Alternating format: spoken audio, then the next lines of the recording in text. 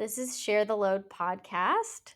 I'm Mia Schachter. I use they, them pronouns. I'm a consent educator and an intimacy coordinator for TV, film, and theater in residence at the Geffen Playhouse in Los Angeles. Today I'm talking to Laila Makled, and I will ask you to introduce yourself.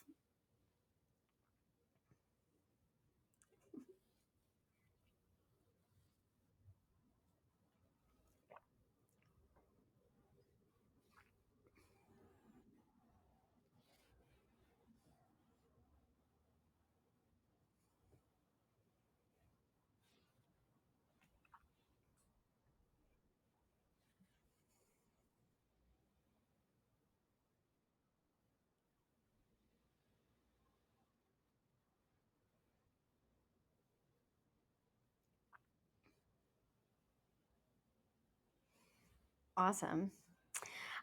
So I know that you're offering a class this week and that you just put together your presentation and defined somatic consent. So can you share your definition?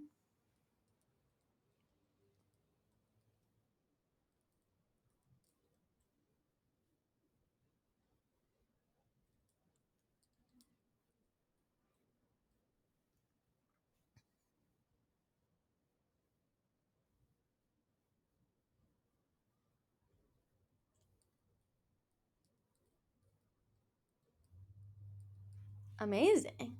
Oh, I love that. Yeah, that's great. Yeah. It's really cool the way that like everyone, like we all are having the same conversations and then everyone like takes the same information or like the same seemingly the same experience and then puts it into their own words and then comes up with something beautiful and, unique um and like makes it their own. So that's really cool. Okay, so big unanswerable question at the top here. Um, is is work ever consensual under capitalism? Solve the problem, Layla. Go ahead.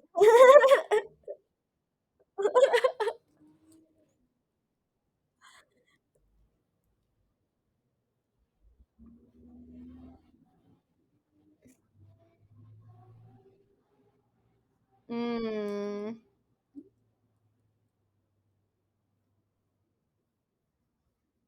wow.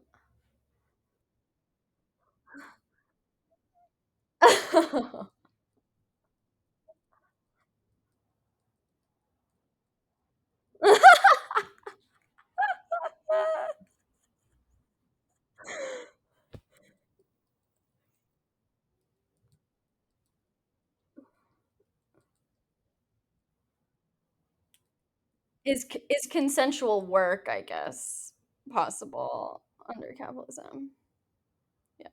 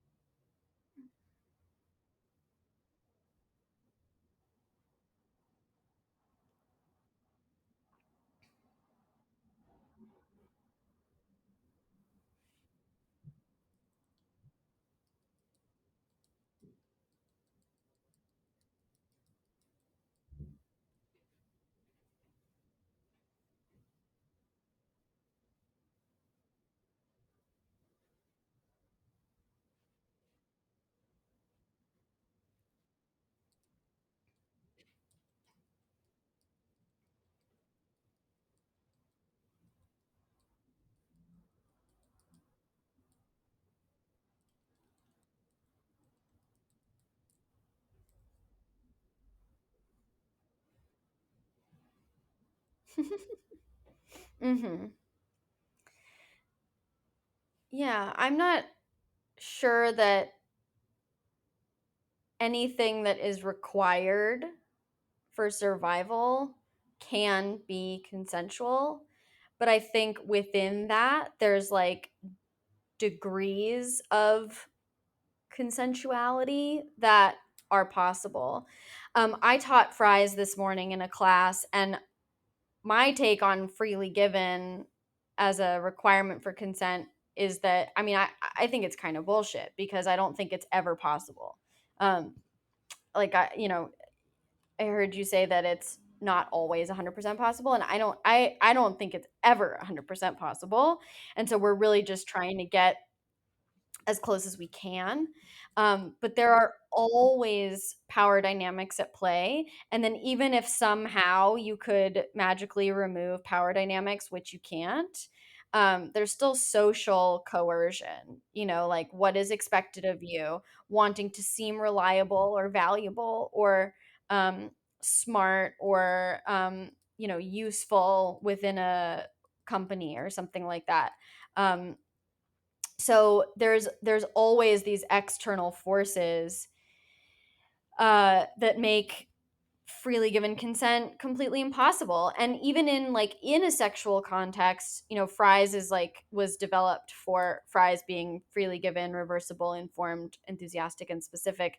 It was developed for sexual contexts, but even in a sexual context, like I don't think you can freely give consent ever, because even if I feel totally comfortable saying no to the person in front of me or telling them what I want or don't want, there's still the societal indoctrination that I've been subjected to that tells me, like, if you want this person to call you back, for example, if you want this person to like you or trust you, or if you want this person to see you in a certain way, if you want to see yourself in a certain way, and like part of undoing that for me has been like ejecting myself from the gender binary, and then also, of course, like getting in touch with my needs, my desires, my boundaries, and what those feel like in my body. um but yeah, like I don't.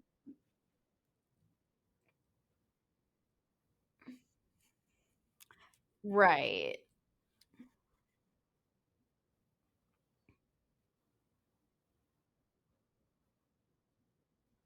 right, right, right.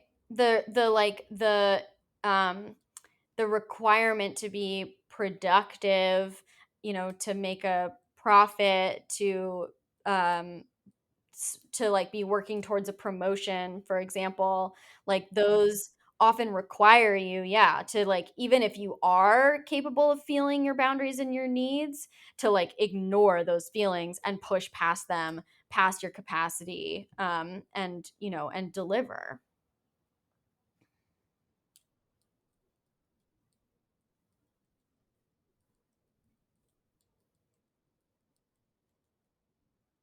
Mm,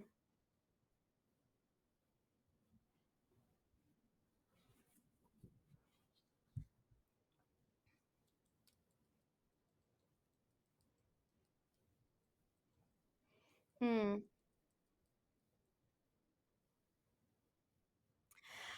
Oh, I love that.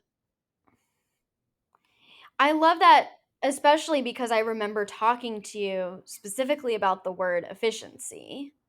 And I love that, like, circling back to that now, I'm seeing the way that you've, like, let that morph for you. Can you go into that a little bit?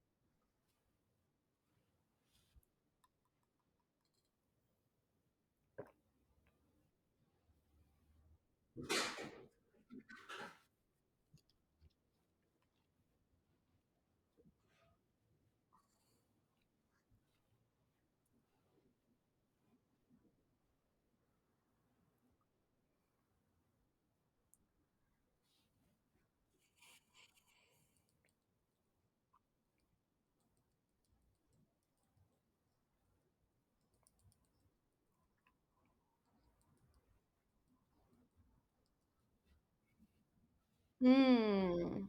Mhm.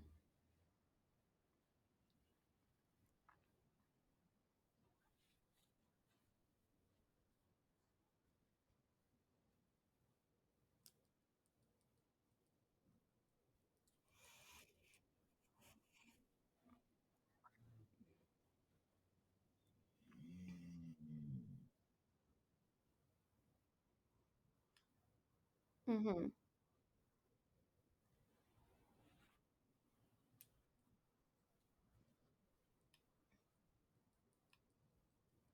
Yeah, I saw that post.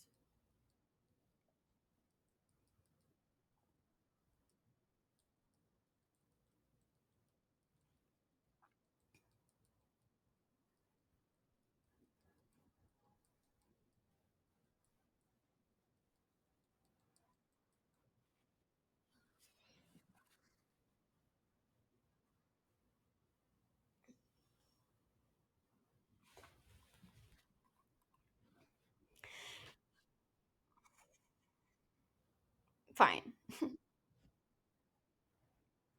Yeah,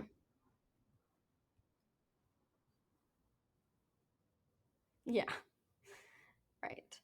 Um, there's so many things in what you just said that I want to speak to. One is that Yaz Harris, who did the first educator training cohort last year, does social media for queer sex therapy. Yeah.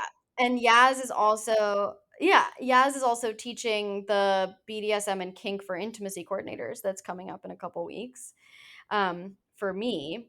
And then I'm also, I just invested in, what you're talking about around like efficiency and like if it results in more productivity, fine. It I've been thinking a lot about this because I think I just invested in a couple appliances for my apartment. Like I bought myself a countertop dishwasher that doesn't require like one of those intense plugs and like doesn't need plumbing. You just like hook it up to your sink. It's really amazing. And I got a similar style washing machine, and they've been so helpful in like. And I think I had said this to you when we talked about efficiency. Like, I think about efficiency as like removing friction so that flow is possible. Um, and often what that means is that it makes my life more easeful and more restful and more pleasurable and enjoyable. Like I don't look at my sink and feel horrible about myself anymore because I have a dishwasher. um I yeah, it's truly been life changing. But what I've been thinking about is this way that like oftentimes tech, like evolutions in tech, are marketed as like, look at how much time this is going to save you, and you're going to be able to spend more time with your family, and you're going to be able to like relax more and blah blah blah.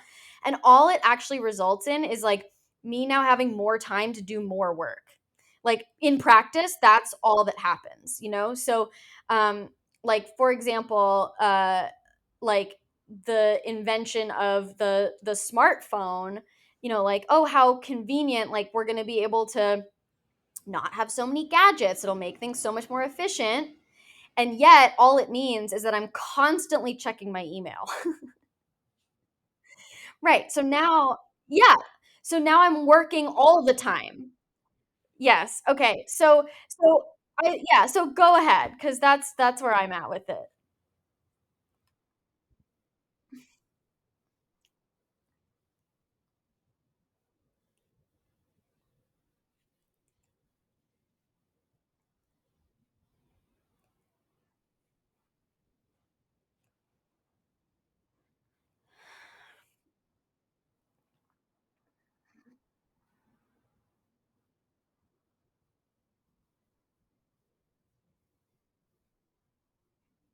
Right.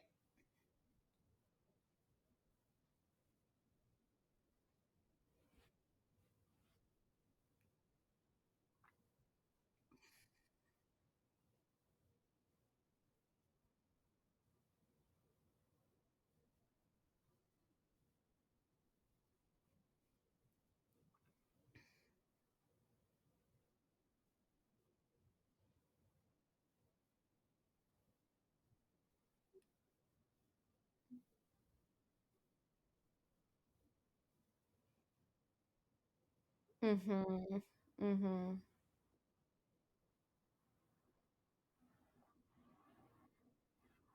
Right.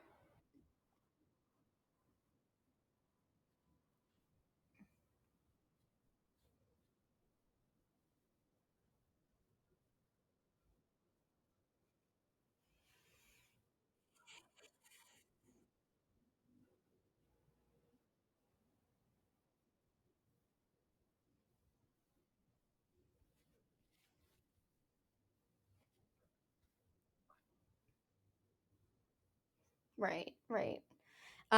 And do that faster is like essentially what's happening. Yeah. Right. Right. Um, okay. Well, I mean, I feel like we could go on that train forever, but I do want to address, yes, we could. But I want to address,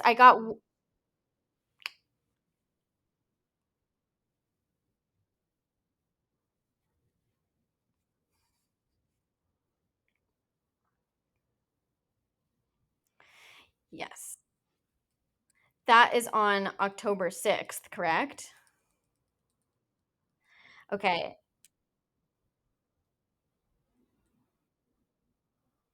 Oh, great. So even if this podcast comes out after that, they can get a recorded version.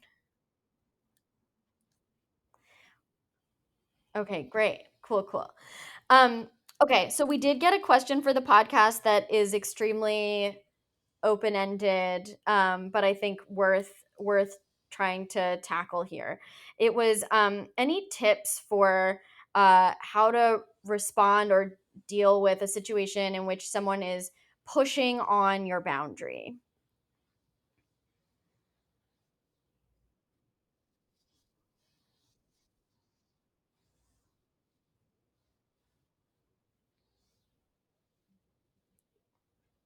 Great. Oh wow.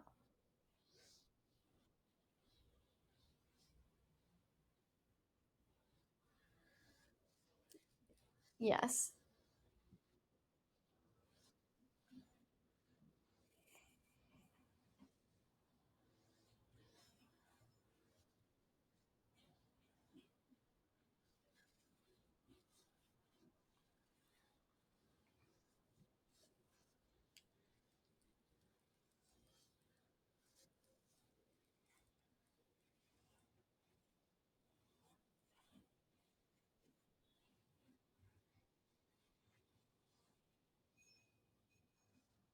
Mhm. I love that. Yeah, well, I love how you brought up that it's about knowing yourself. I think that that's something that gets lost in a lot of consent education because so much discussion around consent is like about how to treat other people and not starting with yourself. And I find consent to be one of the most useful tools in um, like navigating my relationship with myself. Um, of course it's helpful with other people, but I do think that something that is really empowering about consent is that it is something that I can practice with myself, and I can demonstrate to myself this is what it feels like to hold a boundary, respect my own boundary, to listen, to hear it, to feel it, and to name it. And I can do that without needing anyone else to be present. I'm that's not that's not even like an individualist thing. I'm very much for communal care and interdependence. But there is something very empowering that like this is literally something that I can practice like on a walk in the car, like, while I'm cooking dinner. Um and so this idea of like I need to know what my boundaries feel like. I need to know what my limit is of like when I'm going to walk away. Like, what does that feel like for me? And then when I have that feeling, to be like, okay, I'm leaving now. And if that means leaving this conversation in this moment, okay. If that means leaving this relationship, okay. And knowing like what my own limits are in terms of like what I'm willing to give, what I'm willing to take, um, and whether that's like the amount of time or the frequency or whatever, that's going to help me know, like, when someone pushes my boundary, what how do I respond? Also, knowing myself in terms of, like, this boundary is one that's like a flexible like rubber. This is a boundary that is like solid like cement, and if you try to cross it, it's over, time number one. Like, I have some boundaries like that in the sexual realm, like, if X happens, like, you have to leave now, and I'm probably never going to speak to you again.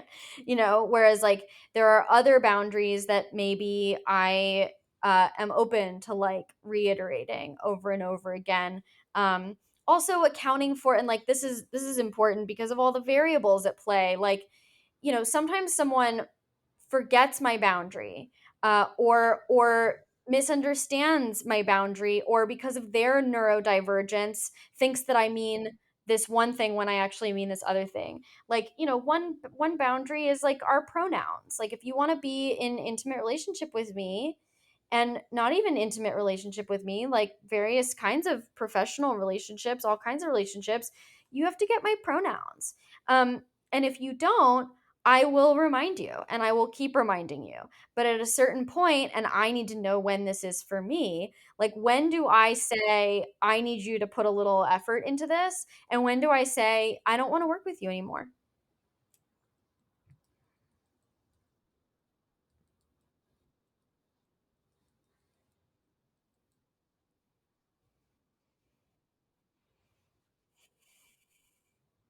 Mm-hmm. U- Umusilla. Mm-hmm.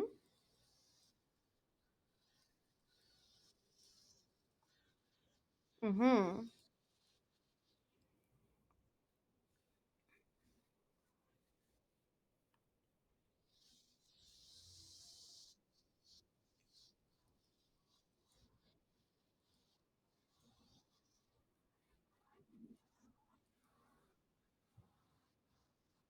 Yes.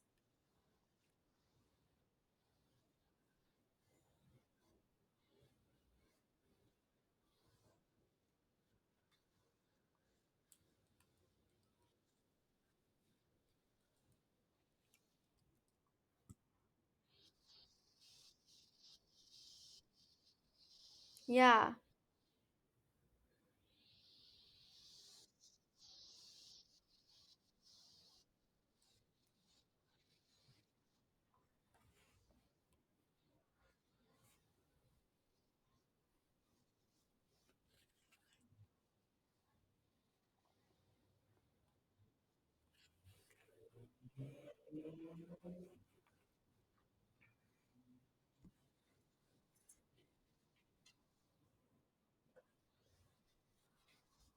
Right.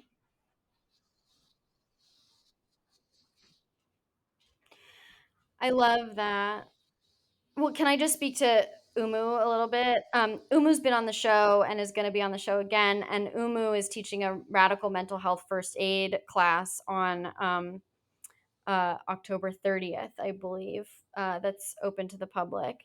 Umu also did the educator training and is a wellness doula and a therapist and a genius. Um, and what this idea of, like, consent being a practice, boundaries being a practice, it's similar for confidence. Like, a lot of my experience of, like, of confidence is cumulative, where I'm like, I'm going to try this thing and I'm going to fall flat on my face. And then I'm going to notice how I pick myself back up. And then I'm going to try it again. And I'm going to remember, oh, I survived that last time. So yeah, right, you made it. You made it. And you're still doing okay, and you're going to try again. So a lot of times with consent, it's like, how do I, and this happens all the time. Someone learns, like, the difference between an offer and a request. And then their friend says, do you want to drive me to the doctor? And then they say to their friend, because they just learned this new tidbit about consent, like, is that an offer or a request? Or like, you mean, will you please drive me to the doctor? Not, do you want to? And then their friend is like, I don't know what the hell you're talking about. Right. And so then there's like this like awkward moment where they're like, it didn't really work. Like, what did I do wrong? But it's really, it's just practice, and it becomes fluent, and it becomes, more intuitive and efficient, dare I say, where you figure out how to do it with like more flow and playfully, you can bring some fun into it, some laughter into it, and move through it in a way that zaps less of your energy, and that can bring you so much more confidence to your interactions.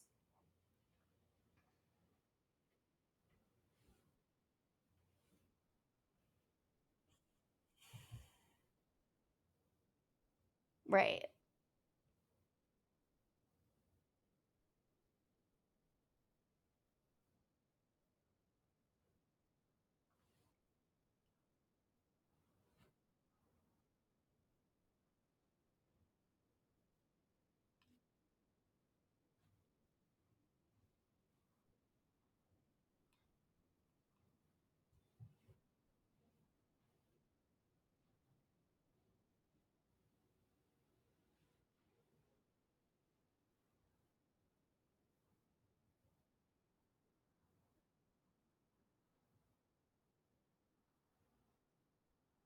Mm,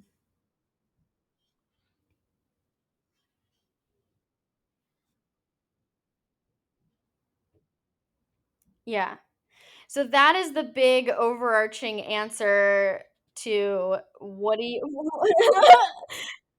Did we answer this question? I mean, like, yes and no, and I feel like that's always the case. It's usually like, how well do you know yourself, which is hard. I mean, it's hard to know yourself. There are so many reasons why we don't know ourselves. We've named a couple already: capitalism, white supremacy, the gender binary. These all function to separate us from ourselves, usually because that is profitable to someone somewhere along the line. So the second question that's been coming up a little bit is around a post that I made, which was early consent red flags. And when I say early consent red flags, I'm talking about like before you know somebody, before there's been trust established, like whether this is like on a dating app, or you've like just met and you're working together, or you're like new friends or something like that. Like just things that sort of jump out to me as like, I don't know if this person is aware of consent, or thinking about consent, or in the practice of consent in the way that I'm looking for. And that's not to say that I would then be like, I can't have you in my life, but that it's just alerting to me. It's alerting me to like where they are at. Now, the one that has brought up the most questions in that list was, when someone says, I'm up for whatever. You made a good point, Layla, that that's maybe not a red flag, but like a yellow or an orange flag. And I think that just speaks to like my rigidity with like the concept of red flags. I wasn't really thinking about the severity of a red flag. I was thinking about like, these are like the little ones that I notice really early on, that often are like the tip of a larger iceberg, or like the seed that becomes a larger plant or something like that.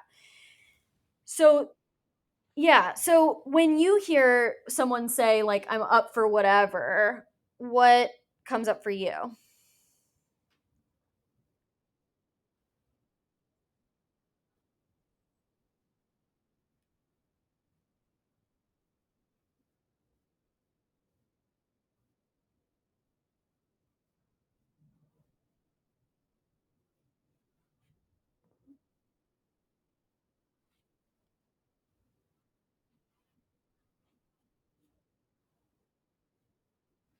Hmm.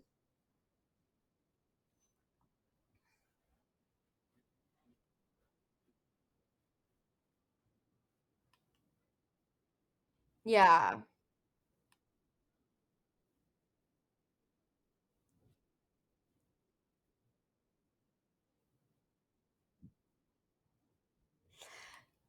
Got it.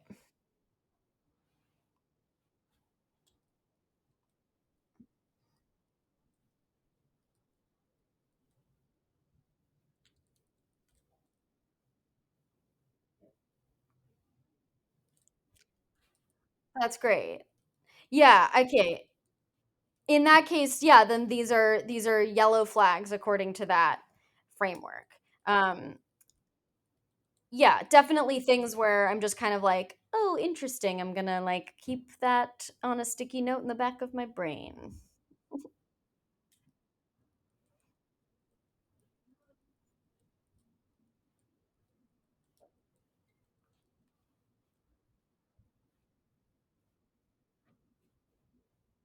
Mm,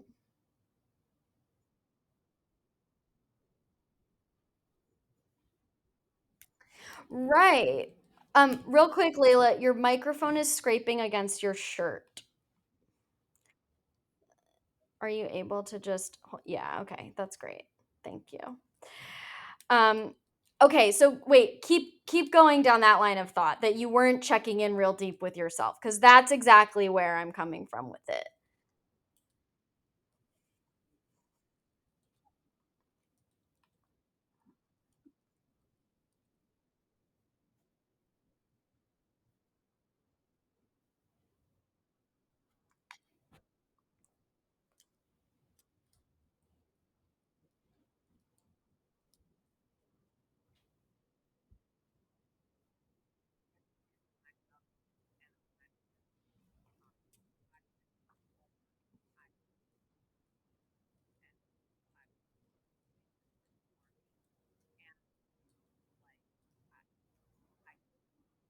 Exactly. Exactly. So when I was thinking about it, it was like when hear someone say, or when I see it on like a dating profile or hear it, or and by the way, though, this is where this concept of like early consent red flags becomes really important. Like when I'm talking to a good friend and they're like, and we have plans on Friday and we don't know what we're doing. And I say, yeah, I'm up for whatever. Like that's not the same thing that I'm talking about. Like, I'm along for the ride, show me a good time. Like that's a different vibe when there's like trust and that person knows me. Like they're not going to make a plan that I'm going to be like, what the fuck? Like they're not going to be like, and by the way, we're going to the club and here's a bunch of ecstasy. Like that's not, like I'm not putting myself in a situation where I could end up being like, you don't know me at all. But like early on, I've been in situations where I've experienced someone say, yeah, I'm up for whatever, like on our date that's coming up. And then I start to go, like, okay, this feels like people pleasing. This feels like this person is now requiring me to do the creative labor of coming up with a plan, right? But they're not aware of that. Um, they are not, it's telling me they're probably not super in touch with their own needs and desires. Um, the decision fatigue is also a possibility, but then like please communicate that. Say that because the difference with that one is really important and like thinking about the wheel of consent. Like if you are experiencing decision fatigue, then when you ask me to make the decision, that's a request. um, it's not an offer. You're not doing me a favor. You're actually making a request. And that's a really important thing to be aware of. That difference of like a request versus an offer is really, really important. So when someone says I'm up for whatever, but that actually puts more work on my plate, then like we need to both be aware that that's a dynamic that we're in. And I need to be able to agree to that dynamic. So that's, yeah, in a nutshell, that's where I was coming from with that one.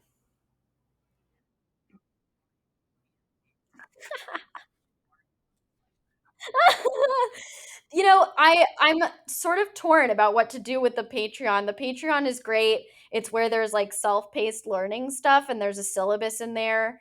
Um, and I put some of my writing in there, but I now have the subscriber option on Instagram where I'm going more into depth in my stories when I like make a post, then I like explain the post in more detail.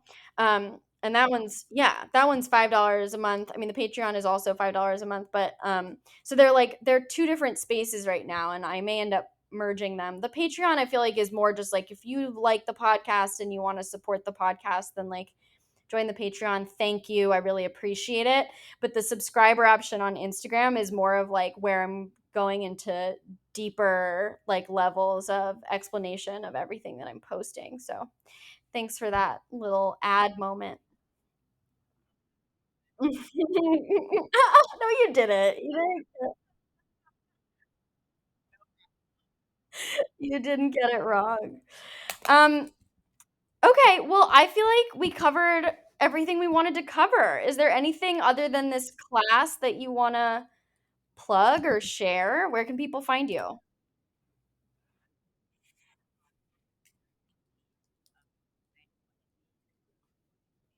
Nice.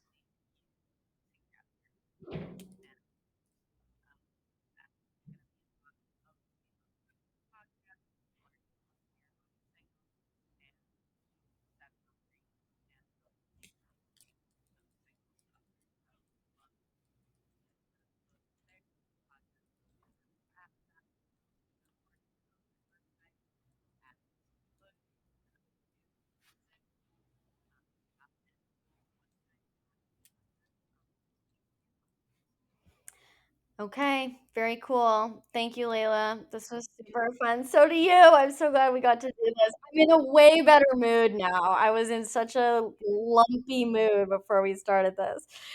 Okay, I'll stop recording now.